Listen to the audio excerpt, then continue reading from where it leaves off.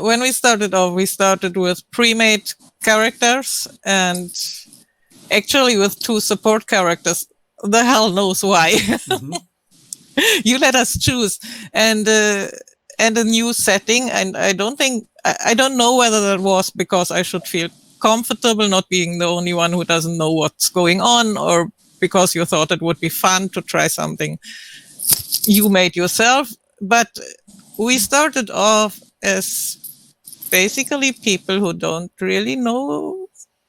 I mean, who didn't have a position or were mighty and strong and great. I've gotten the feeling, and at least I never played D&D, and I probably never will. I think it's far too big and overwhelming. But the feeling I have when I hear how people make the characters is that they optimize them.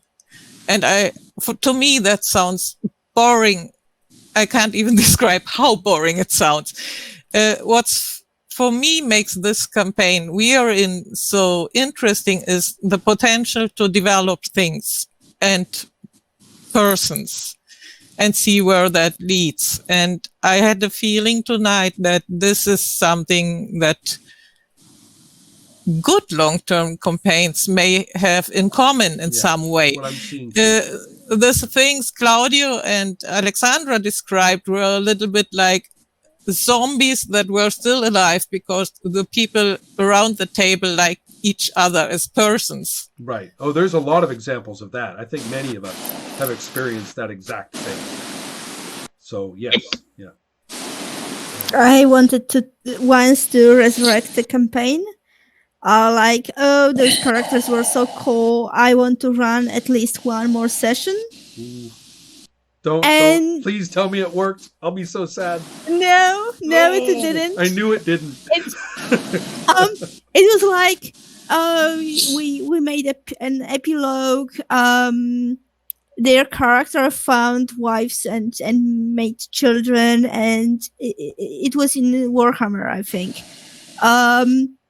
They like find their own place. And then I ran this scenario where they had to go into other village where were flying schools or something.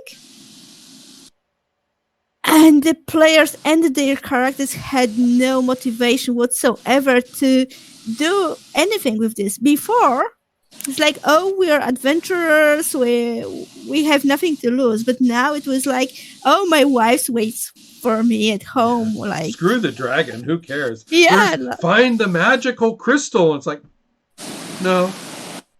It was like, oh, there were like, it was something, some I don't know, skeletons or scavengers or something. And they were like, "Oh no, my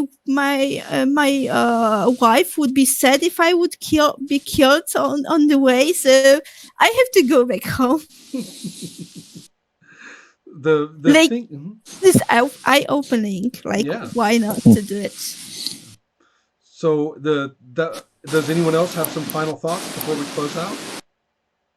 Well, it sounds like there's at least 2 distinct approaches, right? It's like kind of, okay, I want to explore this character and find out who they are and that kind of stuff. And then there's also explore the setting. The idea being that and then, whichever one start, there comes a point though when whichever one starts strong, it doesn't matter which one starts strong, but right at the point when the other one develops to match it, it's kind of like there's this, a new aesthetic has been created. Right? And that can't be faked, really. I mean, you've seen people try to fake it. And that's what those overrich games are trying to do. When they say, here, your character is so deep and complex and tormented, and oh, here's 18 clans for you to learn. Right? And so it's it just seems to me as though there's a confluence there that's very emergent that should be examined a little bit, because you can get there in different ways. And we're also talking about whether everybody is interested. The day in the RuneQuest campaign, I said campaign, I never use that word. Just the day in the RuneQuest game, when I looked around the table and I said, most of the players here, I think they're interested. I can go in and feel as if I put some work into these cults, I put some work into this new town that we're in, this new place, they're going to care. They're interested. And I could look at the characters and I can say, I don't know what that player is going to do with that character, but I made up that character initially. I chose the picture for them, but that character doesn't belong to me anymore. I can feel it. That character belongs to them. And when I could see that, they got interested in anything I might bring as setting. I got interested in whatever they might bring for their characters. And you can't start with that. You can't force it into the first session. So does that make any sense, Manu? There's something that happens?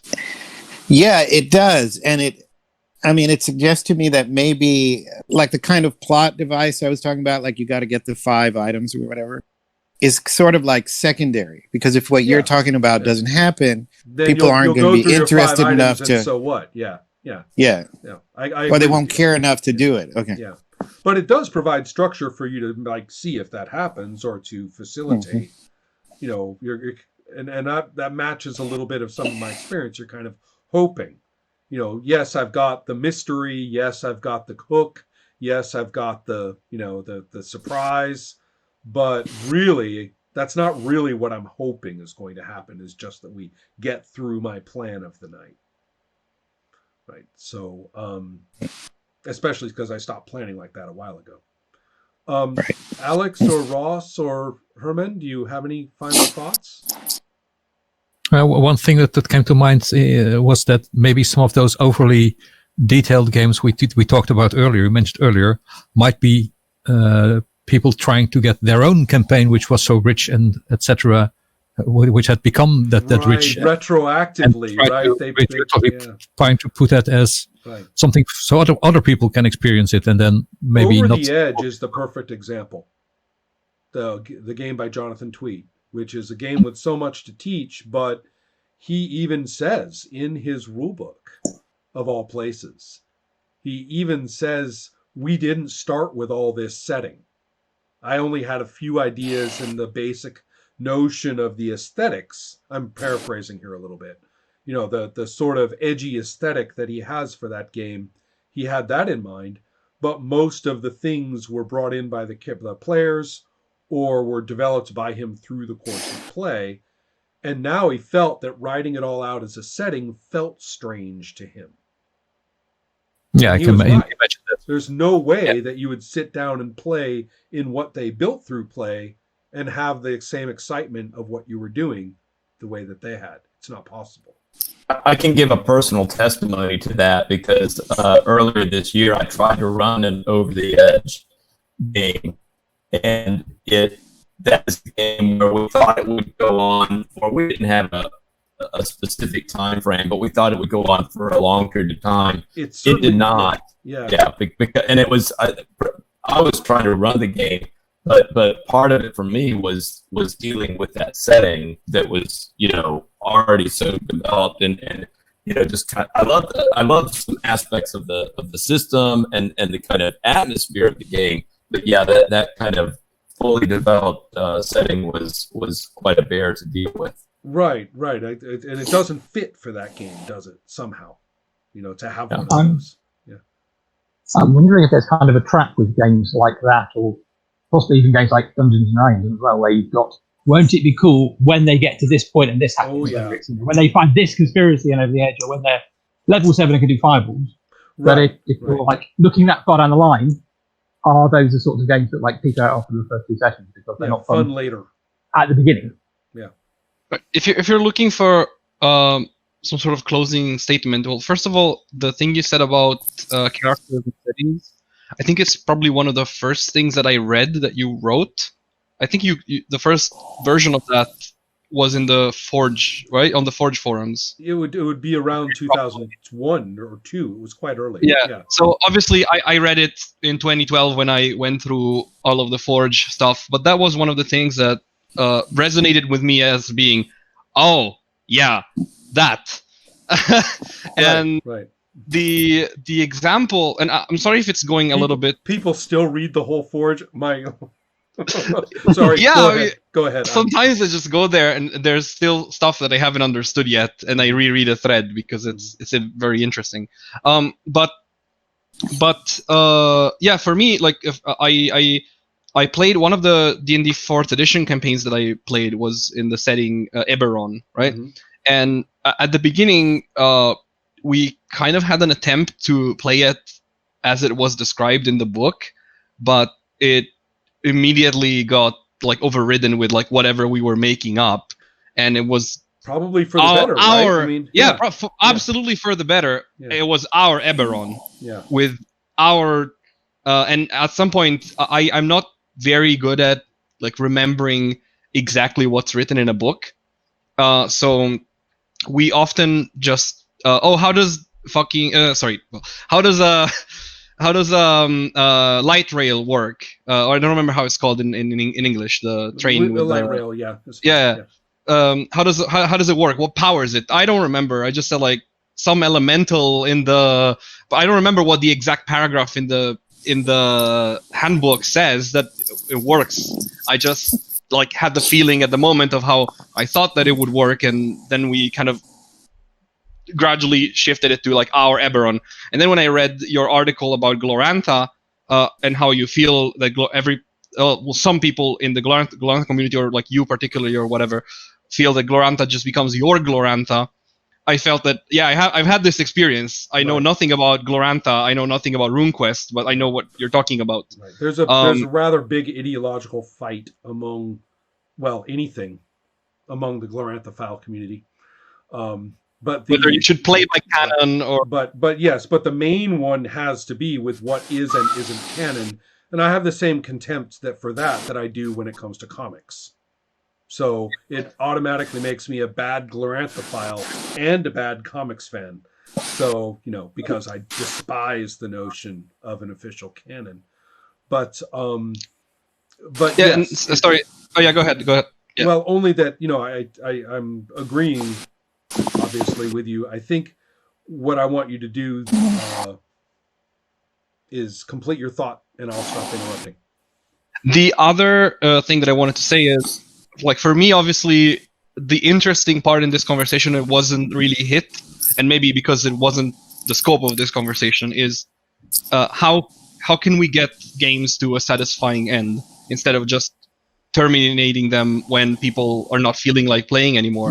And I think that this might be a nice topic for a future Monday Lab. Well, in a way, we kind of did that in the prequel to this one.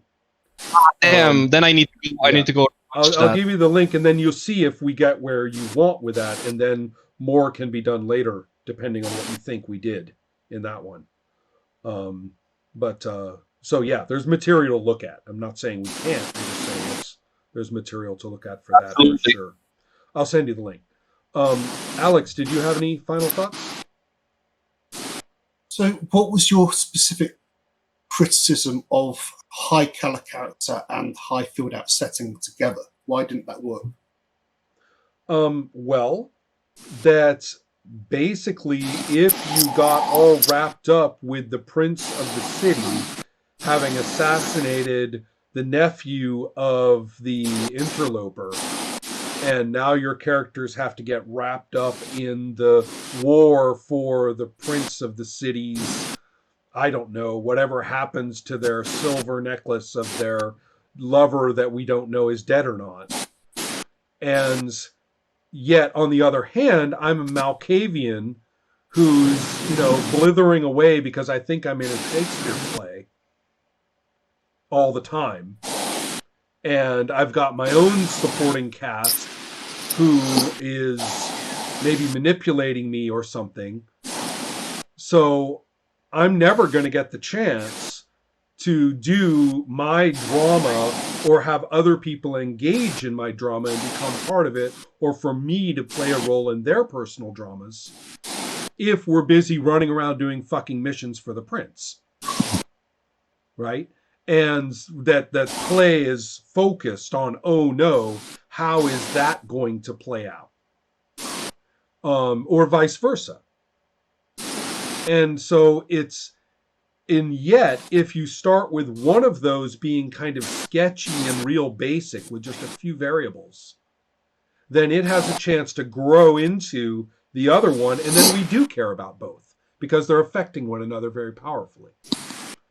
The sense of there comes a point where you make this rich character, and yet all you really do is do a funny accent.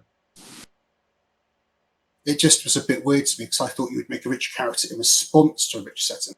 Well, So, in the play, yes. Remember, I'm talking about the initial setting. I'm not talking about the way things go. I'm talking about what you're starting with, not as an ongoing expectation. Does that make sense? It does, yeah. Yeah. So anyway, yeah, that's. Was there any other thoughts that anybody had about the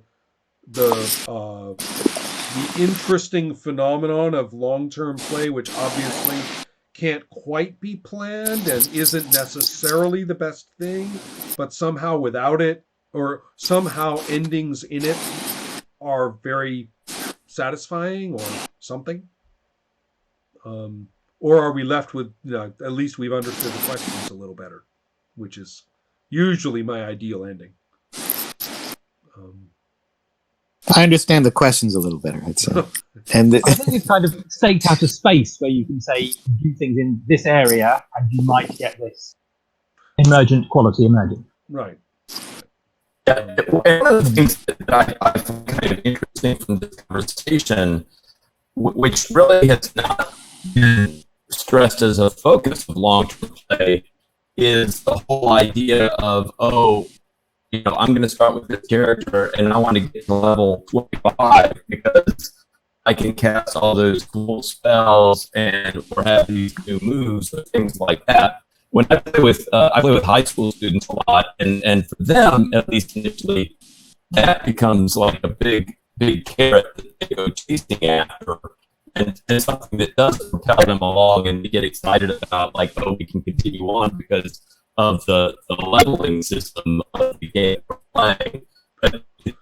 But that's not really what drives me when I get into a game. Right. Well, I mean, the fact that your character can improve in and of itself, it's remarkably attractive, and yet it isn't really enough ultimately, I think. But anyway, I guess we can close it out. I'm trying to keep these things down, and I failed. So, but I want to say thank you to everybody. This was great to have this big, huge. It's exciting to have like all the people, all sorts of people, everybody, whole bunch. So I look forward to more of them, and say thanks. That's the best thing to do, of course, is afterwards when we look at the recording. When more ideas pop up or more applications or more insights appear, we get it down in text next to the post. So, all right. Thank you for hosting, Rob. Yeah. Thanks for sharing your thoughts and facilitating. Take Thanks care, for hosting. Thank you. It was nice to meet you Bye-bye. guys. Yeah. Yeah, Bye. likewise.